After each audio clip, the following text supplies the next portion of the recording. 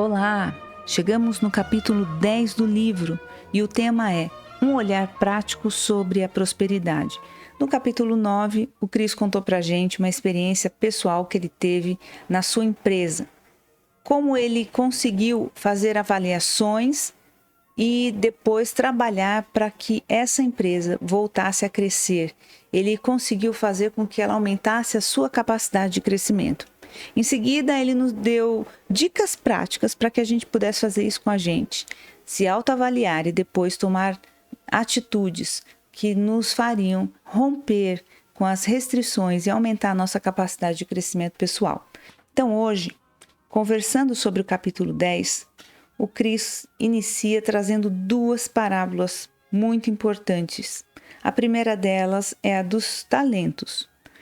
Você se lembra que essa parábola fala de um senhor que chama 3 dos seus servos e entrega para eles quantidades diferentes de talentos. Então, para o primeiro ele entrega 5, para o segundo ele entrega 2 talentos e para o terceiro ele entrega 1 talento. E esse texto bíblico deixa bem claro que os talentos são entregues de acordo com a capacidade de cada um. Na segunda parábola, que é a parábola das 10 moedas, o Senhor chama 10 dos seus empregados e entrega para cada um deles uma moeda.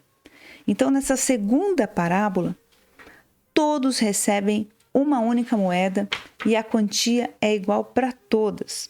Agora eu não vou ler o texto e vou direto para os pontos que o Cris quer abordar, porque eu acredito que vai ficar um pouco cansativo eu ler os dois textos, mas a dos talentos está em Mateus 25 e a parábola das moedas está em Lucas 19, para quem quiser conferir. Então, ele começa a trazer diferenças que saltam, diante dos nossos olhos quando a gente compara essas duas parábolas. Então, vamos lá. Na parábola dos talentos, os servos receberam dinheiro de acordo com a capacidade deles. Já na parábola das 10 moedas, eles receberam aproximadamente $500 cada um, que é a mesma quantia para todos. Na parábola dos talentos, os servos fiéis disseram ao mestre: consegui mais talentos para o senhor. Já na parábola das moedas, os servos fiéis disseram ao mestre: suas moedas geraram mais moedas. Na parábola dos talentos, os servos fiéis foram recompensados tomando posse de muitas coisas. Já na parábola das moedas, os servos fiéis receberam autoridade sobre cidades. Olha só isso. Então, a parábola dos talentos nos ensina que Deus recompensa o trabalho duro e a fidelidade. Mas a parábola das 10 moedas nos mostra que o segredo de se ter autoridade sobre cidades está na habilidade de entender o poder das riquezas. Então, significa que esses da parábola das moedas descobriram como o dinheiro pode trabalhar para você, ao invés de você trabalhar para o dinheiro. E o que nós concluímos é que Deus está procurando pessoas que são arquitetos de uma cultura de prosperidade para liberar cidades, porque Ele deseja que elas prosperem. Um dos propósitos que o Senhor deseja fazer e restaurar as nações é usar o seu povo para que eles sejam restauradores, reconstrutores de velhas ruínas, de cidades destruídas, de escombros. Isso é o que está escrito lá em Isaías 61. Então Deus, Ele primeiro nos cura e depois Ele nos responsabiliza. Ele nos encarrega de levar essa restauração pessoal para as cidades, para os lugares aonde nós somos enviados. Então vamos lá. Agora o Cris vai passar a compartilhar com a gente leis que ele aplica nos seus negócios e que ele entende que nós precisamos conhecer para que a gente consiga ter um bom trabalho em direção à prosperidade. A primeira dela é a lei das expectativas cumpridas. E ele diz que em qualquer lugar do mundo em que nós formos numa cidade ou em qualquer país e procurarmos um McDonald's, nós teremos um mesmo lanche, com poucas diferenças, o mesmo hambúrguer, que não é o melhor hambúrguer do mundo, também não é o pior. Nós vamos para o McDonald's não com uma expectativa de encontrar um hambúrguer gourmet ou coisa parecida. A gente já sabe como é o lanche do Mac. Então, não há surpresa. A expectativa que temos quando vamos lá é que vamos encontrar aquele mesmo sanduíche, aquele mesmo lanche que sempre encontramos. Agora, quando a gente promete alguma coisa e nós não conseguimos cumprir a expectativa que nós promovemos nas pessoas, esse é um grande problema. Por quê? Ele diz porque nos negócios as coisas se baseiam em confiança. Então, o jeito mais rápido da gente quebrar a confiança é prometer mais do que nós entregamos. Então, prometer mais do que nós entregamos é realmente comprometedor. Nós podemos fazer uma propaganda, podemos realmente trazer os clientes, mas eles irão uma única vez. Depois que eles se decepcionarem, eles não voltarão. Então, ele diz que isso também pode ser aplicado na nossa vida pessoal, porque ele diz que muitas pessoas são extremamente talentosas, são capazes de entregar algo assim nível 10 mesmo, pessoas muito poderosas no seu potencial, na sua capacidade. Mas essas pessoas, elas são inconsistentes, irresponsáveis, imaturas. Elas vão acabar sendo as últimas a serem chamadas para um trabalho, para um projeto, porque elas não mostram um bom caráter. E isso realmente vai sabotar a prosperidade dessas pessoas. Uma cultura de prosperidade, ela está arraigada na confiança que é construída a partir da consistência. Então, a partir do momento em que eu sou diligente, sou consistente, sou alguém responsável, sou alguém que entrego aquilo que eu prometo, isso vai com certeza criar um caminho para mim em direção à prosperidade. Então, essa é a primeira lei, é a lei das expectativas cumpridas. A segunda lei é a lei do favor. E aqui o Cris começa a contar a sua história pessoal de quando ele jogava basquete com um grupo de pessoas, e ele diz que lá tinha algumas pessoas muito boas. Na verdade, ele fala que ele era um dos piores do time, e era muito frustrante para ele, porque ele nunca era escolhido para compor ali o time, e ele sempre era, de certa forma, desprezado, zombado ali naquele grupo, e ele voltava para casa sempre muito triste por causa da experiência que ele tinha nesse bendito grupo. Até que um dia, super chateado, ele foi para casa até chorando e começou a falar com Deus, né? Por que que isso acontece? Como é que eu poderia resolver essa situação? E Deus diz para ele assim, por que que ele não faz amigos usando um mamão injusto? E aí ele respondeu para Deus, dinheiro?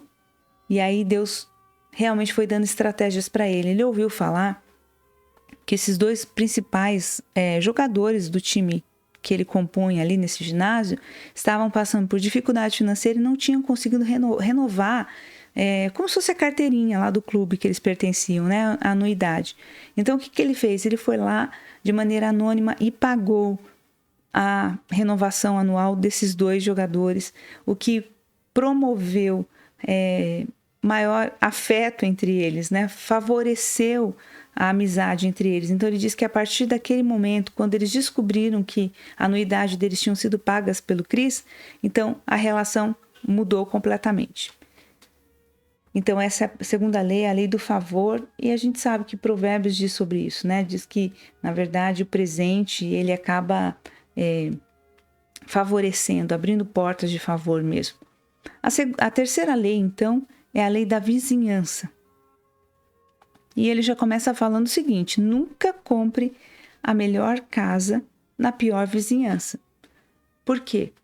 Justamente porque você dará aos seus vizinhos o poder de influenciar o valor do seu imóvel, do seu investimento. Então ele nos orienta, o melhor mesmo é comprar a pior casa na melhor vizinhança, isso em qualquer parte do mundo. Por quê? Porque nós precisamos entender, né, que o ecossistema onde nós estamos inseridos, ele vai definitivamente afetar nossos negócios, a nossa vida. Então ele fala, esteja consciente dos seus arredores e de como o ecossistema de outras pessoas afetará a sua vida. Isso vale para tudo, vale justamente para as pessoas com quem a gente quer andar, vale para o ambiente onde nós estamos inseridos, mas aqui fica então a terceira lei, que é a lei da vizinhança. A quarta lei que ele diz é a lei do desista e parta para outro.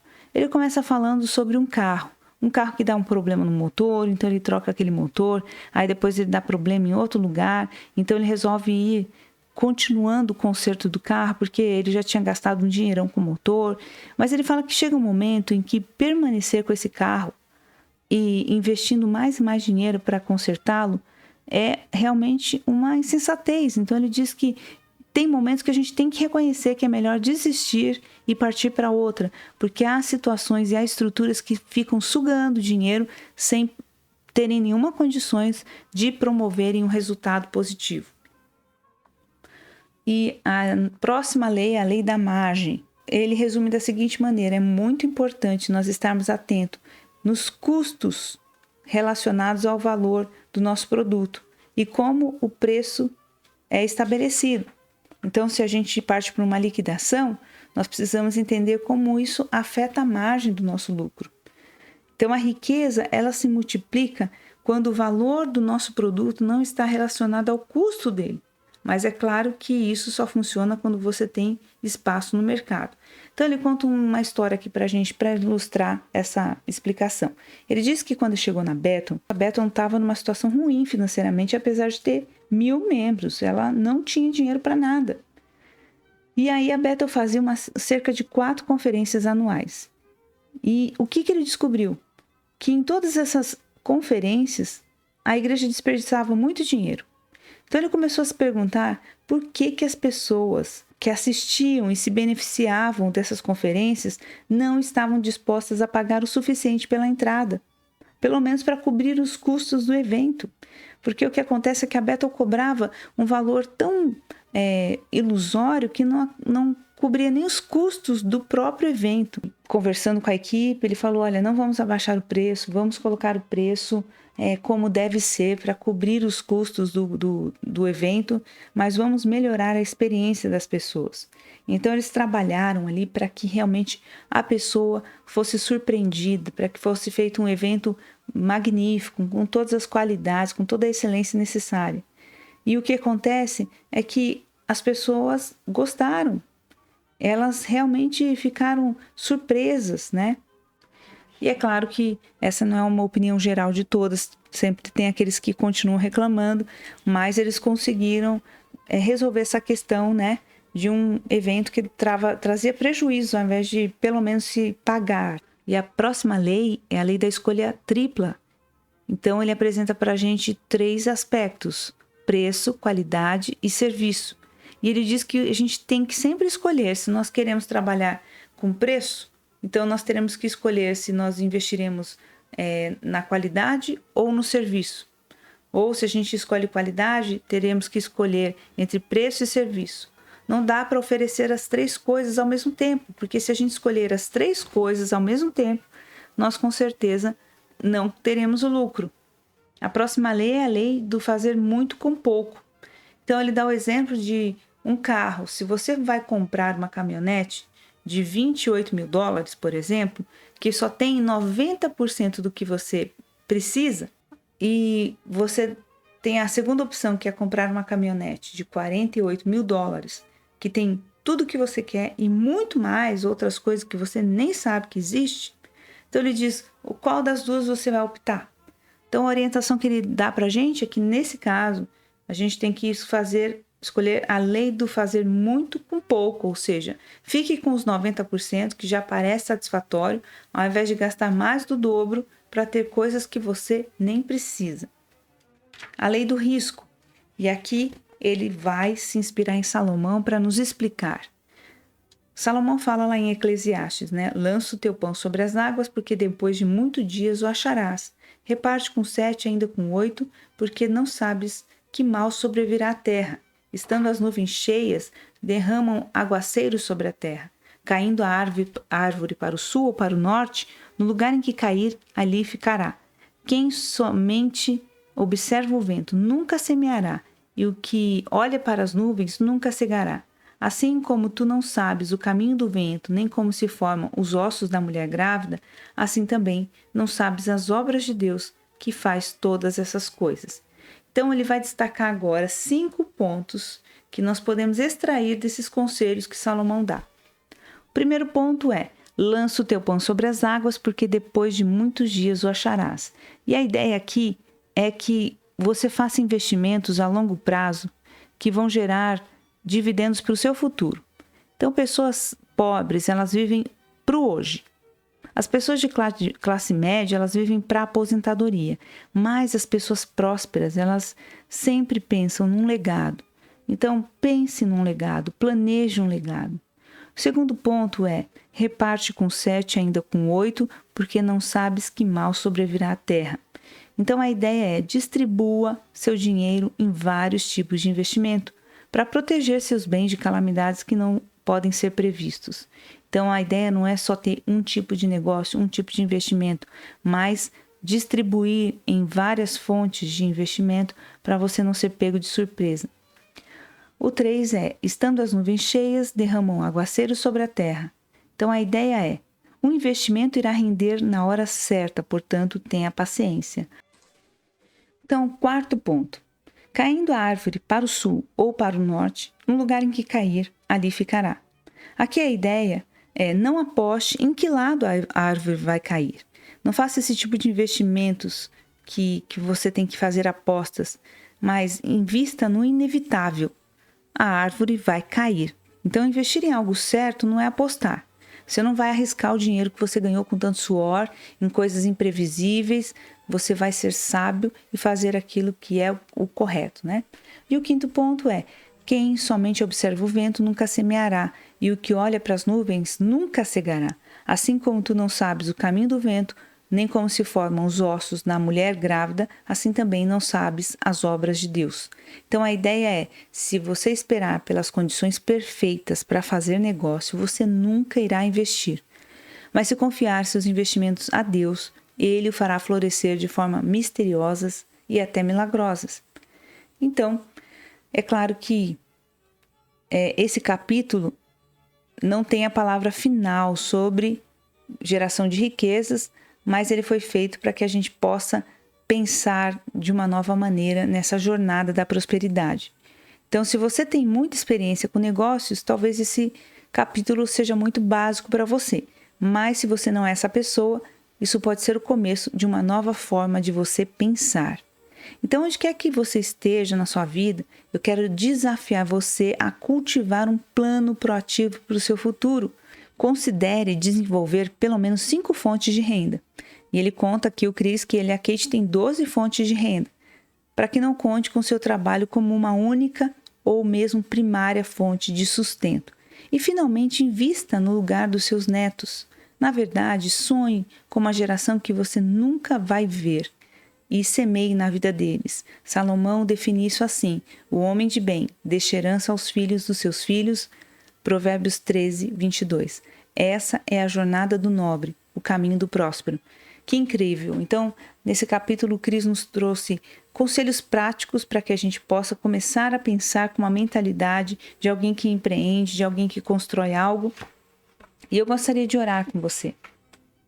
Pai, eu oro, Senhor, nesse dia, em nome de Jesus, para que realmente o Senhor comece a dar habilidades nos negócios, nos ministérios, aonde o Senhor nos inseriu. Seja, Senhor Deus, dentro de desenvolvimento de carreiras, aonde estivermos inseridos, eu oro para que haja esse favor do Senhor, essa capacidade sobrenatural de promover soluções, de construir melhorias, de desenvolver produtos e serviços, de ter essa habilidade, essa sabedoria para fazer escolhas corretas, para saber realmente investir naquilo que aponta para um resultado no futuro e que, acima de tudo isso, Senhor, nós possamos ter esse coração nobre para investir numa geração que sequer vamos conhecer, os filhos dos nossos filhos. Que isso seja muito real, Senhor, nos nossos corações, que esse seja o desejo profundo, Senhor, fazer com que essas próximas gerações elas tenham recursos para serem homens e mulheres poderosos na terra, que vão anunciar o teu reino com favor e graça. É isso que nós pedimos nesse dia, em nome de Jesus. Amém.